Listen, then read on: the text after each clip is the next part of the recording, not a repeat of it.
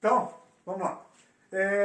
Vamos fazer hoje, então, um pequeno apanhado, né? uma recapitulação daquilo que nós já vimos a respeito da calorimetria, para que a gente, então, possa, na sequência, dar continuidade aos nossos estudos. Né? Então, nós lidamos, então, hoje com a calorimetria, e essa calorimetria você vai encontrar, então, lá na página 37 do livro didático 6. Importante é que, havendo alguma dúvida, havendo, então, qualquer pergunta que vocês queiram fazer a respeito, então, dessa aula, vocês, por favor, remetam isso, então, para o nosso e-mail institucional que está aqui na tela. Né? Então, vocês podem fazer a utilização desse e-mail para tirar as dúvidas que por acaso tem. Ora, nós vimos então que a calorimetria ela vai lançar mão então dos conceitos de calor, né, e da medida do calor. Né? Então, calorimetria. Né? Lembra que nós vimos termometria. Diferença de calorimetria é o conceito. Termometria, fenômenos térmicos, se referem à temperatura. Dilatometria se refere aos fenômenos da dilatação térmica. Calorimetria, então, vai fazer o estudo do calor, né, e as suas devidas medidas. Ora, unidades de medida de calor são duas mais utilizadas, que o cal, né, caloria, né, que é a mais utilizada, e o joule, né, que é a medida do sistema internacional. Né? Quando você pega uma embalagem de alimento, um alimento qualquer, você vai ver lá as medidas, né, do valor energético. Ou teor calórico. Ora, lá está em 2 unidades. Aparece as 2 unidades. Kcal, quilocaloria, ou KJ, que é o quilojoule. Aparecendo lá, então, as 2 coisas. Ora, veja bem, para que a gente possa, então, fazer esse estudo, existem alguns conceitos iniciais. Nós começamos com o conceito de capacidade térmica. A capacidade térmica é importante. Você vê isso aqui, ó. A capacidade térmica de um corpo.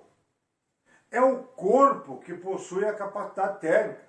E esse corpo que possui a capacidade térmica, nós podemos fazer, então, a medida dessa forma assim. É uma quantidade de calor que, fornecida, né, a um corpo, provoca uma variação na sua temperatura. Então, veja bem, se um corpo ganha calor, a sua temperatura, via de regra, aumenta. Se um corpo perde calor, via de regra, a sua temperatura tende a diminuir. Via de regra, porque as regras para que essas possam ser consideradas regras, elas têm que ter uma exceção. E nós vamos ver as exceções depois. Né? Então, veja bem, percebam a diferença. Quando nós falamos em calor específico, esse calor específico é o calor específico de uma substância. Veja bem, capacidade térmica nos remete ao corpo. Calor específico nos remete a uma substância. Veja que eu estou falando substância, não é um elemento. Não é um elemento químico. Né? Então, veja bem, dali nós tiramos, então, a equação fundamental da calorimetria. Essa equação fundamental da calorimetria, ela é a forma que nós temos de fazer a medida do calor sensível. Então, o calor sensível,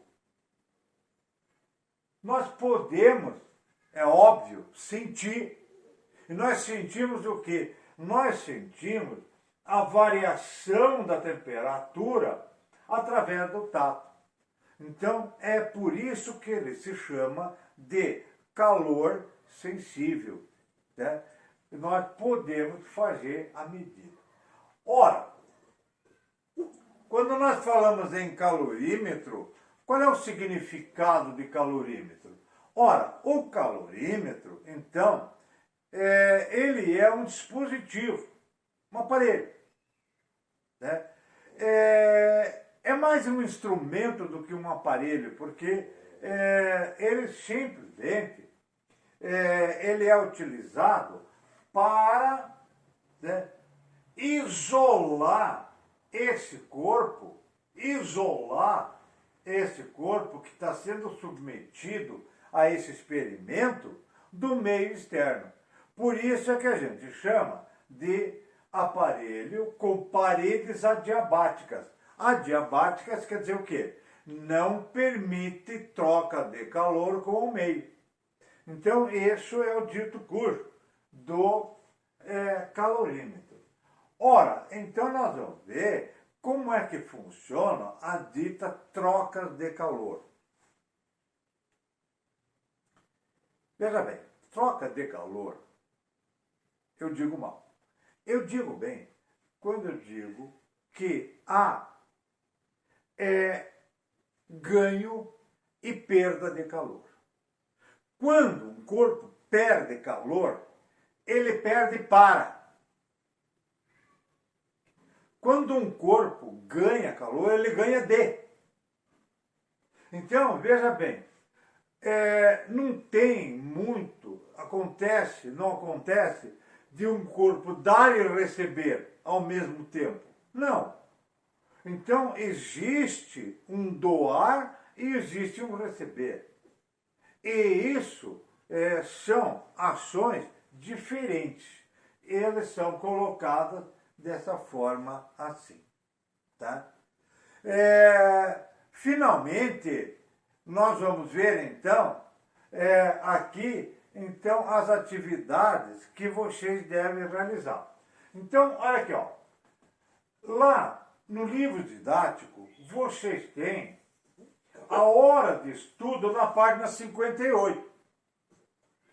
Lá no livro de atividades, vocês têm, então, as atividades referentes à unidade 12, que está na página 16.